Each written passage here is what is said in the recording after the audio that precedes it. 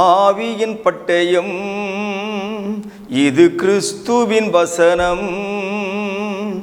ஆவியின் பட்டயம், கிறிஸ்துவின் வசனம், நித்திய ராஜ்ய புது வாழ்வு வழங்கும். ஆவியின் பட்டயம், நித்திய ராஜ்ய புது வாழ்வு வழங்கும். ஆவியின் பட்டயம். Welcome to EKN Bible school. யோவான் எழுதின சுவிசேஷம் 5ஆம் அதிகாரம் 39வது வசனத்தை வாசிக்கிறேன். வேத வாக்கியங்களை ஆராய்ந்து பாருங்கள், அவைகளால் உங்களுக்கு நித்திய ஜீவன் உண்டு என்று எண்ணுகிறீர்களே. என்னை குறித்து சாட்சி கொடுக்கிறவைகளும் அவைகளே. 40ஆம் வசனம், அப்படி இருந்தும் உங்களுக்கு ஜீவன் உண்டாகும்படி என்னிடத்தில் வர உங்களுக்கு மனது இல்லை என்று சொன்னார். கவனிங்க, வேதாகமத்தை படிப்பது வேறு, வேதாகமத்தை வாசிப்பது வேறு, வேதாகமத்தை ஆராய்ந்து படிப்பது வேறு. இப்ப நம்மெல்லாம் என்ன பண்ணுவோம், காலையில ஒரு 5 அதிகாரம் படிச்சுட்டு அப்புறம் தான் என் வேலையை செய்வேன் அப்படின்னு டெய்லி நம்ம ஒரு 5 அதிகாரமோ 2 அதிகாரமோ அல்லது 3 அதிகாரமோ நம்முடைய சூழ்நிலைக்கு தகுந்தாற் போல் நம்ம எல்லாருமே வேதத்தை வாசிக்கிறோம். நீங்க வாசிக்கலன்னு நான் சொல்லலை. ஒரு சிலர் ஏதோ கண்ணை மூடிக்கிட்டு ஜோசியம் பார்க்குற மாதிரி ஒத்தையா ரெட்டையா பிடிச்சி அப்படி கண்ணை திறந்து அதுலேயும் வேற படிப்பாங்க. இடது கை பக்கம் இருக்கிற பகுதியா வலது கை பக்கம் இருக்கிற பகுதியா அப்படின்னு பார்த்து வலது கை பக்கம் இருக்கிற பகுதியில் ஏதான ஒரு விரலை கொண்டு போய் வச்சுட்டு அந்த விரல இருக்கிற அந்த வசனத்தை படிச்சுட்டு தேவன் இன்னைக்கு எனக்கு கொடுத்த வாக்கு தத்துவம் அப்படின்னு நினைச்சிட்டு போயிட்டு இருப்பாங்க. இது ஜோசிகாரம் ஒரு அட்டையை வச்சுக்கிட்டு ஒரு ஓலைச்சோடு வச்சுட்டு ஒரு நூல் போட சொல்லுவான் இல்லையா, நடுவில் அந்த நூல் போட்டு என்ன படம் வருது படத்தை பார்த்தா படிப்பான். அந்த மாதிரி நிறைய கிறிஸ்தவங்க என்ன பண்றாங்க அப்படின்னா, பைபிளை அவசர அங்கலாய்ப்பில் அப்படியே கண்ணை மூடி திறப்பாங்க, திறந்து மனசுல பதிவாங்க. டைம்ல நிறைய படிக்க முடியாது, இப்போ வலப்பக்கமா இடப்பக்கமா அப்படியே கண்ணை மூடுவாங்க. வலப்பக்கம் அப்படின்னு நினைச்சாங்கன்னா ஒரு விரலை கொண்டு போய் எங்கேயோ ஒரு இடத்துல வைப்பாங்க. அந்த விரலை வைக்கும் போது எந்த வசனத்துல நிக்குதோ அந்த வசனத்தை படிச்சுட்டு கடவுள் எனக்கு கொடுத்த வாக்குத்தத்தம். இது ஒரு வழிமுறை அல்ல. இதிலே ஆசீர்வாதங்கள் இருக்கிறது தேவன் சொல்லவில்லை. வசனம் என்ன போதிக்கிறது? வேத வாக்கியங்களை ஆராய்ந்து பாருங்கள், அவைகளால் உங்களுக்கு நித்திய ஜீவன் உண்டு என்று எண்ணுகிறீர்களே. அவைகளால் உங்களுக்கு நித்திய ஜீவன் உண்டு என்று எண்ணுகிறீர்களே. தொடர்ந்து சொல்றாரு, என்னை குறித்து சாட்சி கொடுக்கிறவைகளும் அவைகளே. என்னை குறித்து சாட்சி கொடுக்கிறவைகளும் அவைகளே அப்படின்னா, நான் உங்களை என்ன யோசிக்க நான் தூண்டுகிறேன், எதை நீங்கள் புரிந்து கொள்ளும்படியாக நான் முற்படுகிறேன் என்று சொன்னால், இந்த வசனங்களை இந்த பகுதியை ஆண்டவர் இயேசு கிறிஸ்துவானவர் பேசுகின்ற பொழுது புதிய ஏற்பாடு என்று ஒன்று இல்லை. ஒரு எழுத்தோ ஒரு எழுத்தின் உறுப்போ கூட இதுவரை எங்கும் எழுதப்படவில்லை. ஆகவே மத்தேயு தொடங்கி வெளிப்படுத்தின விசேஷம் என்கிறதான அந்த புத்தகம் வரை நாம் வைத்துக் கொண்டிருக்கிற புதிய ஏற்பாட்டை குறித்து இயேசு கிறிஸ்துவானவர் இங்கே சொல்லவில்லை. அவர் மேற்கோள் காட்டுவது பழைய ஆகமங்களை, பழைய பிரமாணங்களை குறித்து பேசுகிறார். அவர் என்ன சொல்றாரு?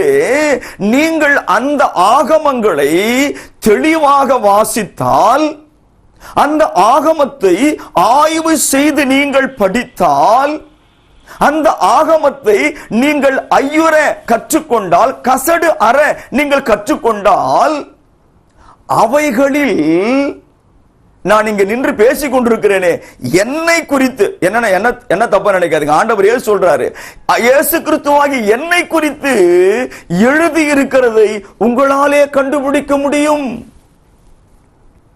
தப்பு எங்க இருக்கு? ஆகமங்கள்ல தப்பு இல்லை, பழைய ஏற்பாடு குறைவுள்ளது அல்ல, அங்க தப்பு இல்லை. ஒரு நல்ல கிறிஸ்தவன், இயேசு கிறிஸ்துவை தேடுகிற கிறிஸ்தவன், நித்திய ஜீவனை அடைய வேண்டும் என்று அங்கலாய்க்கிற கிறிஸ்தவன், வாஞ்சிக்கிற ஒரு மனிதன் பழைய ஏற்பாட்டை நிதானமாய் பகுத்து ஆய்ந்து படிப்பானேயானால் அந்த பழைய ஏற்பாட்டினுடைய வழிகாட்டுதல் என்பது நேரடியாக ஆண்டவர் இயேசு கிறிஸ்துவிடம் கொண்டு வந்து நிறுத்தும். வேற எந்த மனுஷனையும் அது காட்டாது. வேற எந்த ஒரு ஊழியக்காரனையும் அது காட்டாது. நேரடியாக நமது ஆண்டவராயிருக்கிற இயேசு கிறிஸ்துவை கொண்டு வந்து அது காண்பிக்கும் என்பதில் சந்தேகம் இல்லை. ஆகவே இவர்கள் ஏன் இப்பொழுது ஆண்டவர் இயேசு கிறிஸ்துவினுடைய இந்த செயலுக்கு மறுப்பு தெரிவிக்கிறார்கள், முறுமுறுக்கிறார்கள், இயேசு கிறிஸ்துவை கொலை செய்ய வகை தேடினார்கள் என்று சொன்னால், அவர்கள் இடத்தில் இருந்த சத்தியத்தை அல்லது பழைய பிரமாணங்களை பகுத்து போதிக்க இவர்கள் தவறி போனார்கள். அதுதான் இங்க இருக்கிற குற்றச்சாட்டு. அதிலே நித்திய ஜீவன் உண்டு. சகோதரர்களே, சகோதரிகளே, இதை கேட்டுக்கொண்டிருக்கிற அன்பு நேயர்களே, ஒரு ஊழியக்காரனாக, தேவனுடைய வேலைக்காரனாக நான் உங்களுக்கு இதன் வழியாய் கொடுக்கிற ஆலோசனை என்ன என்று சொன்னால், உங்களுக்கு ஆசீர்வாதங்களை யாரிடத்திலும் தேடாதிருங்கள். யாரு கையில் ஆண்டவர் ஆசீர்வாதத்தை கொடுக்கவில்லை, உன்னிடத்திலே ஆசீர்வாதத்தை வைத்திருக்கிறார். உனக்கு வேண்டிய நன்மையை, உனக்கு வேண்டிய சந்தோஷத்தை, உனக்கு வேண்டிய கிருபையை, உனக்கு வேண்டிய விடுதலையை, உனக்கு வேண்டிய சமாதானத்தை, உனக்கு வேண்டிய சௌக்கியமுள்ள வாழ்க்கையை, உங்களுக்கு வேண்டிய மேன்மையான மேன்மையான மேன்மையான வாழ்க்கையை தேவன் உங்கள் கையிலே கொடுத்திருக்கிறார். இந்த வேதம் தான் அந்த பொக்கிஷம். சங்கீதக்காரன் என்ன சொல்றாருங்க? 1ஆம் சங்கீதத்தில், இரவும் பகலும் இதுல பிரியமாயிரு, இதிலே தியானமாயிரு. அப்ப என்ன சொல்றார் அவரு? நான் அந்த பகுதியை உங்களுக்காக வாசிக்க விரும்புகிறேன். சங்கீதம் 1:2 வசனம். கர்த்தருடைய வேதத்தில் பிரியமாயிருந்து இரவும் பகலும் அவருடைய வேதத்தில் தியானமாய் இருக்கிற மனுஷன் பாக்கியவான். அவன், கவனிங்க, நீர்க்கால்களின் ஓரமாய் நடப்பட்டு தன் காலத்தில் தன் கனியை தந்து இலை உதிராதிருக்கிற மரத்தை போல் இருப்பான். அவன் செய்வது எல்லாம் வாய்க்கும். இப்ப சொல்லுங்க, ஆசீர்வாதம் உங்கள்கிட்ட இருக்கா, என்கிட்ட இருக்கா? நான் ஒரு ஊழியக்காரன்.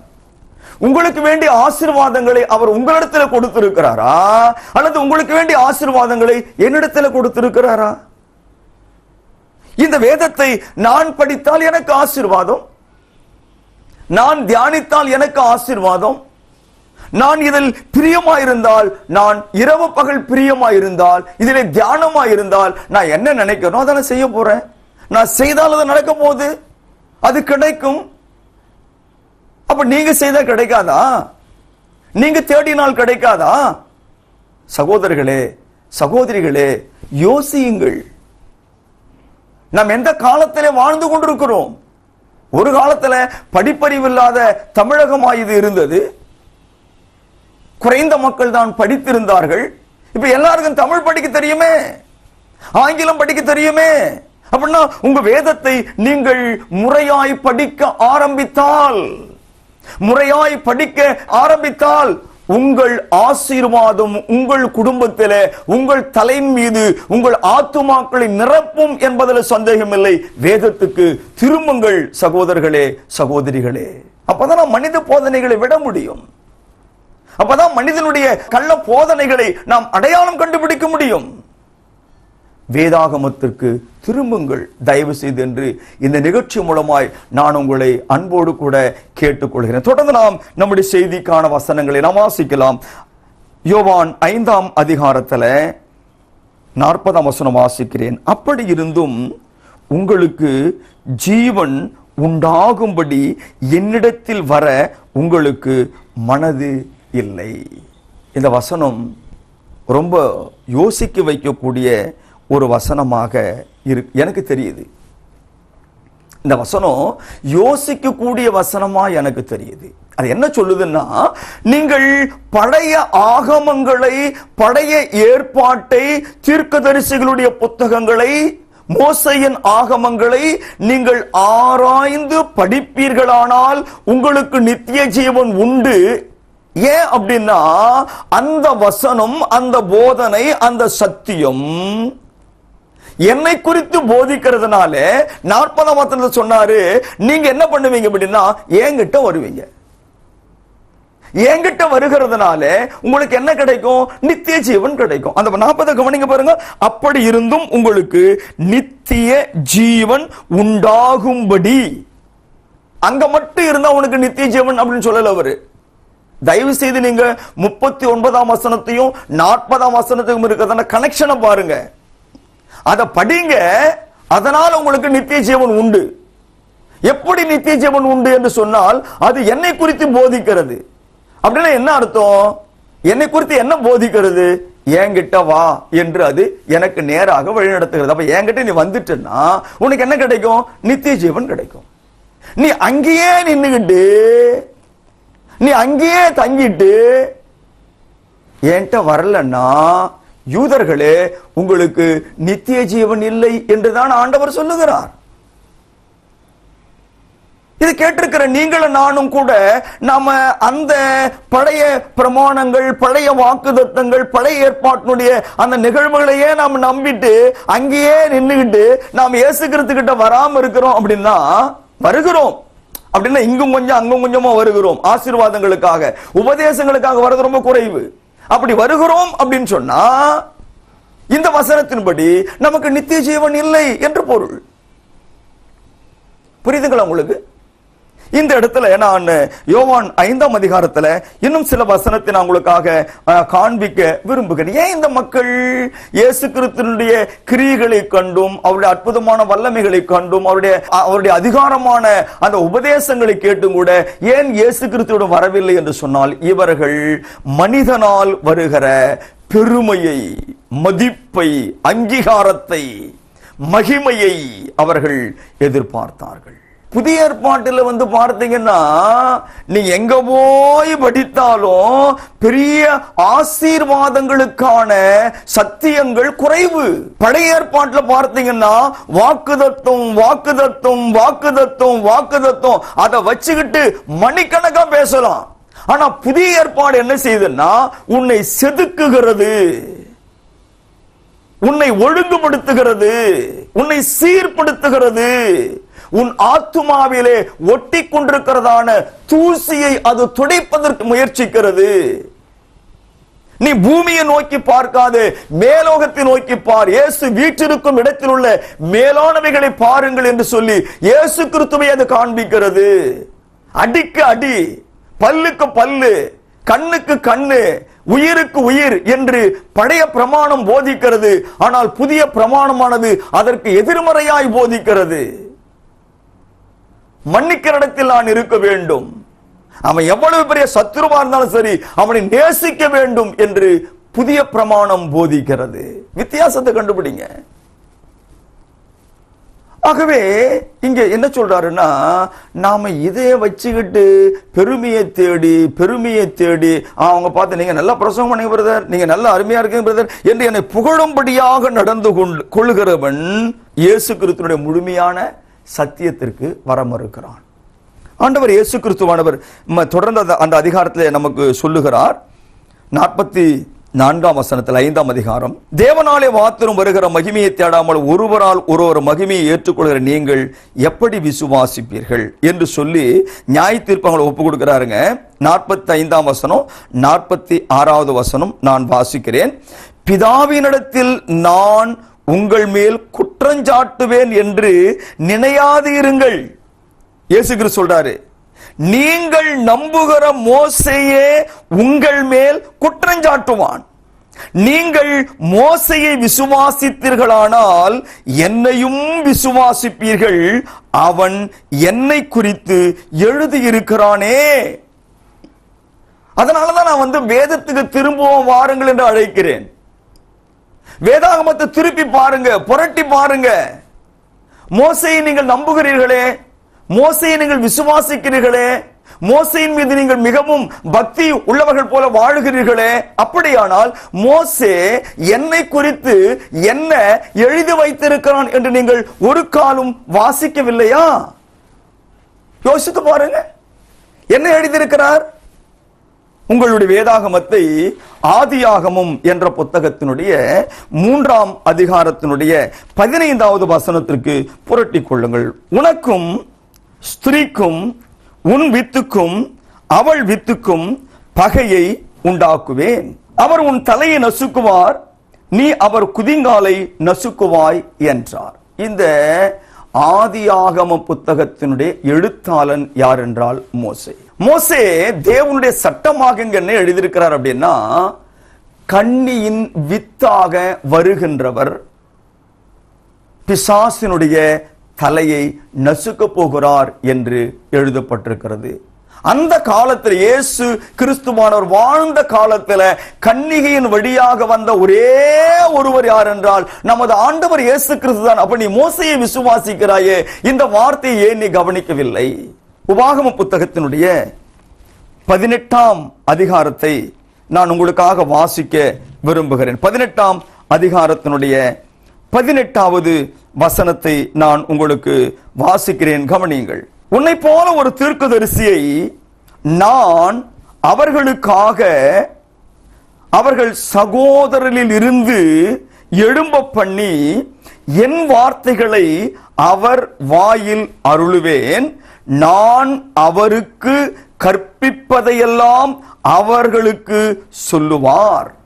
நல்ல கவனிங்க, நான் அவருக்கு கற்பிப்பதை எல்லாம் அவர்களுக்கு சொல்லுவார். அப்போ நீ எழுந்து உன் படுக்கை எடுத்துக்கொண்டு நட என்று இயேசுவானவர் கட்டளையிட்டிருக்கிறாரே, இதை கற்பித்தவர் யார் என்பதை மோசே தெளிவாய் எழுதியிருக்கிறான். உன்னை போல ஒரு தீர்க்கதரிசியை நான் எழும்ப பண்ண போகிறேன். நான் என்ன கற்றுக் கொடுக்கிறேனோ அதை தான் அவர்களுக்கு அவர் போதிக்க போகிறார். அப்படின்னா இதுவரைக்கும் நியாயப்பிரமாணத்தின்படி நீ ஓய்வு நாளை கடைபிடித்துக் கொண்டிருந்தாய், நான் என்னுடைய தாசனை அனுப்பியிருக்கிறேன். அவர் இப்பொழுது ஓய்வு நாளை மாற்றி வாரத்தின் முதல் நாளிலே நீ என்னை தொழுது கொள்ளும்படியான ஒரு புது பிரமாணத்தை கொடுத்திருக்கிறார் என்ற அந்த அறிமுகத்தை அவர் செய்கிற போது இந்த ஜனங்கள் அதை கேட்டு அதை பார்த்து புரிந்து கொண்டிருக்க வேண்டாமா? அதே மோசே சொல்லுகிறார், உபாகமம் 18ஆம் அதிகாரம் 19வது வசனத்திலே சொல்லுகிறார், என் நாமத்தினாலே அவர் சொல்லும் என் வார்த்தைகளுக்கு செவிகொடாதவன் எவனோ அவனை நான் விசாரிப்பேன் என்று சொன்னார்.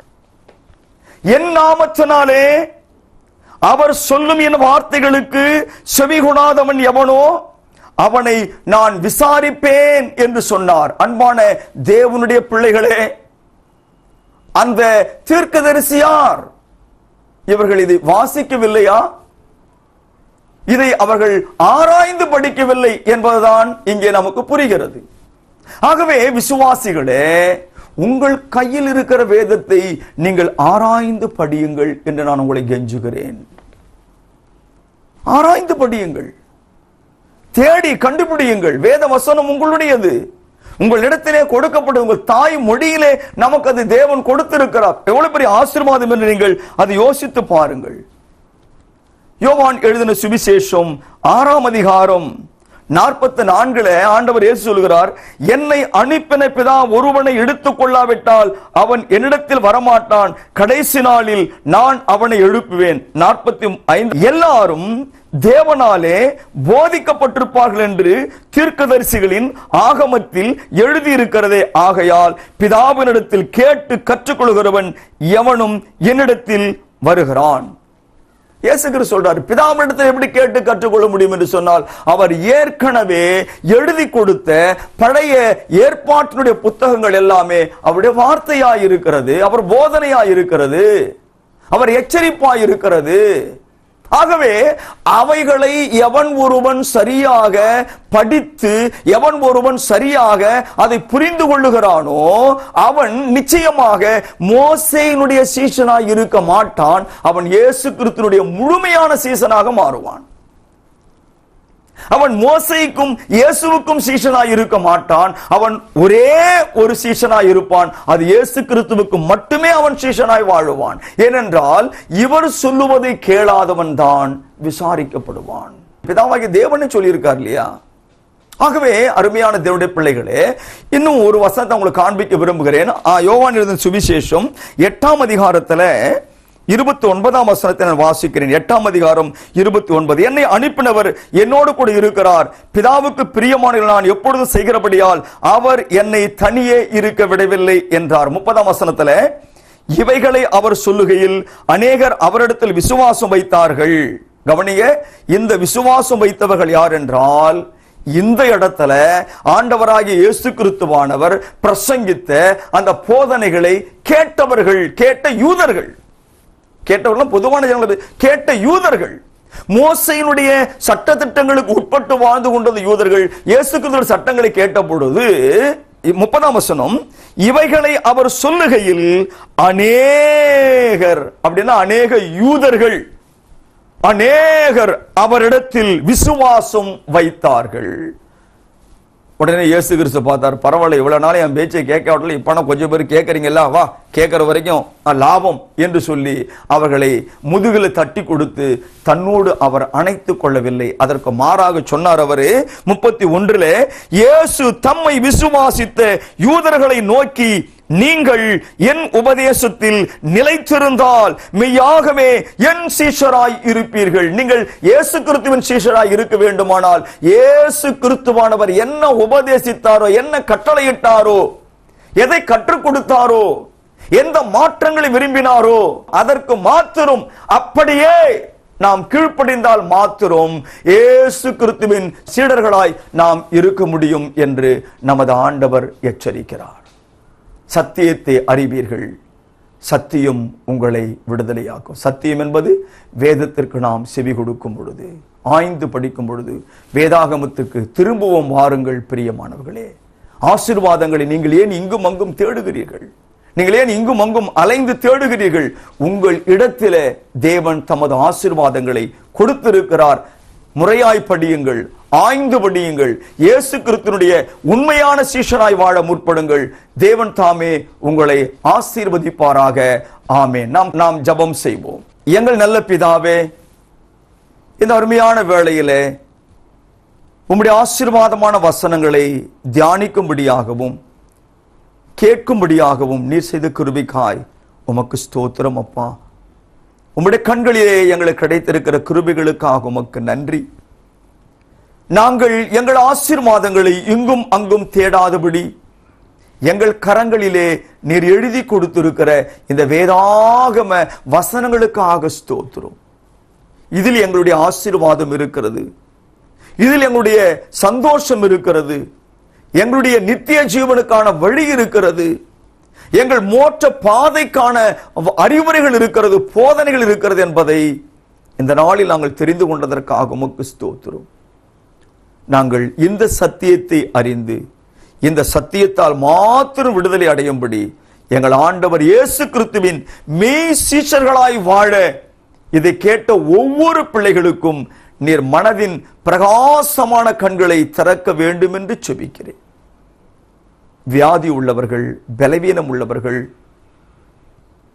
கண்ணீரோடு வாழுகிறவர்கள், சமாதானம் இல்லாதிருக்கிறவர்கள், சந்தோஷத்தை தேடுகிறவர்கள் யாராக இருந்தாலும் இந்த நிகழ்ச்சியின் மூலமாக எங்கள் ஆண்டவர் இயேசு கிறிஸ்துவின் நாமத்தினாலே நாங்கள் சுகம் பெற்றோம், நாங்கள் ஆறுதல் அடைந்தோம், நாங்கள் மகிழ்ச்சி அடைந்தோம் என்று சொல்லுகிற நற்செய்திகளை தேவன் உண்டாக்க வேண்டும் என்று மன்றாடுகிறோம்.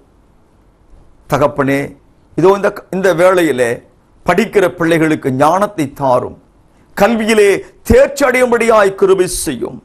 வேலையில்லாத மக்களுக்கு நல்ல வேலையை கொடுத்து நல்ல வருமானங்களை கொடுக்க வேண்டும் என்று செபிக்கிறோம். அன்பும் ஐக்கியம் இல்லாத குடும்பத்தில் அன்பையும் ஐக்கியத்தையும் உருவாக்க வேண்டும் என்று செபிக்கிறோம். நாங்கள் மற்றவர்களுக்கு முன்மாதிரியாக வாழும்படியாக இந்த செய்தியை கேட்ட ஒவ்வொருவரையும் நீதாமே பயன்படுத்த வேண்டும் என்று செபிக்கிறோம். நற்செய்தியால் எங்கள் மாநிலத்தை நிரப்புவீராக, வழிநடத்துவீராக. துதி கன மகிமை ஒவ்வொருவருக்கே செலுத்தி மீட்பராயிருக்கிற இயேசு கிறிஸ்து மூலம் மன்றாடுகிறோம் எங்கள் நல்ல பிதாவே, ஆமேன். உங்கள் யாவரையும் ஆண்டவர் இயேசு கிறிஸ்துவின் நாமத்தில் வாழ்த்துகிறேன். இந்த செய்தியை நீங்கள் கேட்டிருக்கிறீர்கள். இதற்கான கருத்துக்களை நீங்கள் எங்களுக்கு தெரிவித்து இந்த ஊழியத்தில் தொடர்ந்து எங்களை உற்சாகப்படுத்தும்படி ஆண்டவர் இயேசு கிறிஸ்து நாமத்தினாலே கேட்டுக்கொள்கிறேன். தேவன் உங்களை ஆசீர்வதிப்பாராக. ஆமேன். கர்த்தர் நீதிமான்களின் வழியை அறிந்திருக்கிறார். சங்கீதம் 6. மாந்தரெல்லாம் கூடி மகிழ்வுடனே கொண்டாடி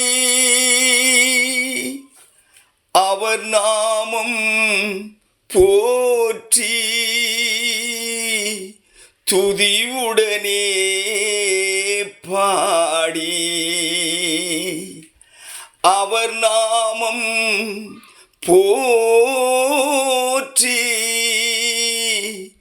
துதியுடனே பாடி பாடுங்கள் பாடுங்கள் அவர் புகழை, போற்றுங்கள் போற்றுங்கள் அவர் அன்பை. பாடுங்கள் பாடுங்கள் அவர் புகழை, போற்றுங்கள் போற்றுங்கள் அவர் அன்பை.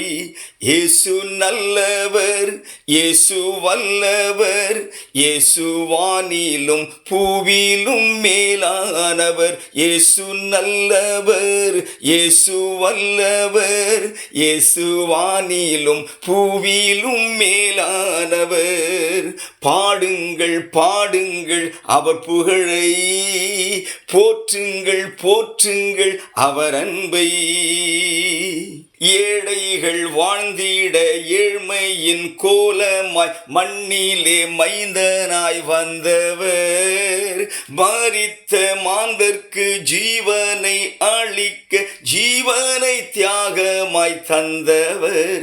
இயேசு நல்லவர், இயேசு வல்லவர், இயேசு வானிலும் பூவிலும் மேலானவர். இயேசு நல்லவர், இயேசு வல்லவர், இயேசு வானிலும் பூவிலும் மேலானவர். ஐந்தப்பம் இருமீனை 5000 பேர்க்கு ஆகாரமாய் தந்த நல்லவர். ஊமையர் கூருடர் செவிடர்க்கு சுகம் தந்து மரித்தோரை உயிர் பெற செய்தவர். இயேசு நல்லவர், இயேசு வல்லவர், இயேசு வானிலும் பூவிலும் மேலானவர். இயேசு நல்லவர், இயேசு வல்லவர், இயேசு வானிலும் பூவிலும் மேலானவர். ஆழுத்தும் பாரத்தால் தவிக்கும் மாந்தரை தம்மண்டை வாருங்கள் என்றவர். கண்ணீரை துடைத்து கவலை அகற்றி சமாதான வாழ்வை தருபவர்.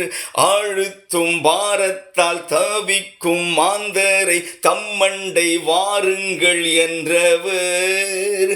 கண்ணீரை துடைத்து கவலை அகற்றி சமாதான வாழ்வை தருபவர். இயேசு நல்லவர், இயேசு வல்லவர், இயேசு வானிலும் பூவிலும் மேலானவர். இயேசு நல்லவர், இயேசு வல்லவர், இயேசு வானிலும் பூவிலும் மேலானவர். பாடுங்கள் பாடுங்கள் அவர் புகழை, போற்றுங்கள் போற்றுங்கள் அவர் அன்பை. பாடுங்கள் பாடுங்கள் அவர் புகழை, போற்றுங்கள் போற்றுங்கள் அவர் அன்பை. அன்பிற்குரியவர்களே, மேலும் இந்த பாடங்களை எங்களுடைய யூடியூப் சேனலான எட்டர்னல் கிங்டம் நியூ லைஃப் சேனலில் கண்டு தெய்வ ஆசீர்வாதங்களை பெற்று மகிழுங்கள். கிறிஸ்துவின் சபையார் உங்களை வாழ்த்துகிறார்கள்.